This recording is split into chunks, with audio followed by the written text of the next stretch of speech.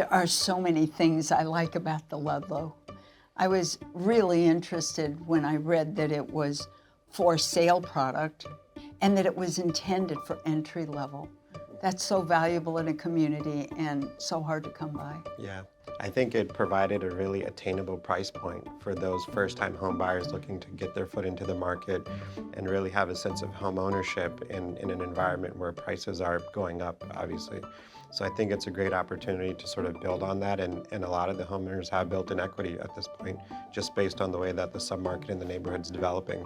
And it's in a good location. When I actually saw it in person, that really put me over the top because the scale of the project, the scale of the units, the quality and the design was so much more than I expected. It was designed, the project was designed for work from home, but it was the windows and the layout that was so thoughtful. It looked different than any other product that we saw.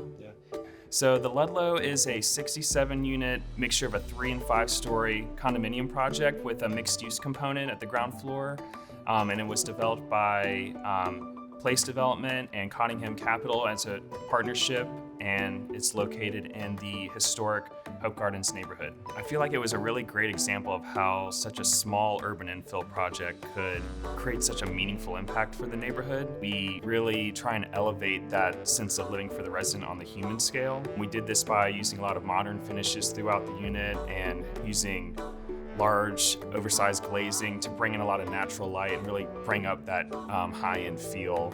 At the same time, the unit layouts themselves were fairly efficient, and we actually added some flex rooms to those units just to give the residents a little bit different ways where they could use them. So pre-pandemic, that was kind of a pushing the envelope aspect for the project, where majority of the condos we were trying to integrate that space.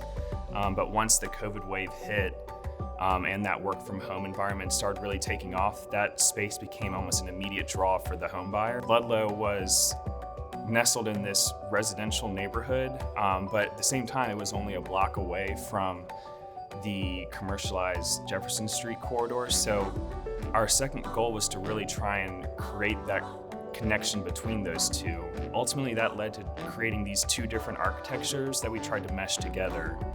The site was zoned for only 4 stories, but we tried to bring down the scale to more of a 3-story feel along Scoville Street and create more of a residential feel. We had walkout patios and gave room for these planting areas, but as you turn the corner, you see the architecture change to more of a 5-story feel, where we try to create a more connection with the scale of the Jefferson Street corridor, so more of a contemporary facade. And we were actually granted an additional bonus floor from MDHA to allow that added height, and we did that by utilizing underground parking. And by doing that, we were able to really open up the ground floor to activate the streetscape. We wanted to do it as much as we could to bring the scale down to a more residential feel for the neighborhood, knowing that we still had to hit this really high unit count to make it viable. I think residents in the area think the Ludlow is just a great example of how we can incorporate small urban infill projects into the area and still manage to activate the community using it as a catalyst.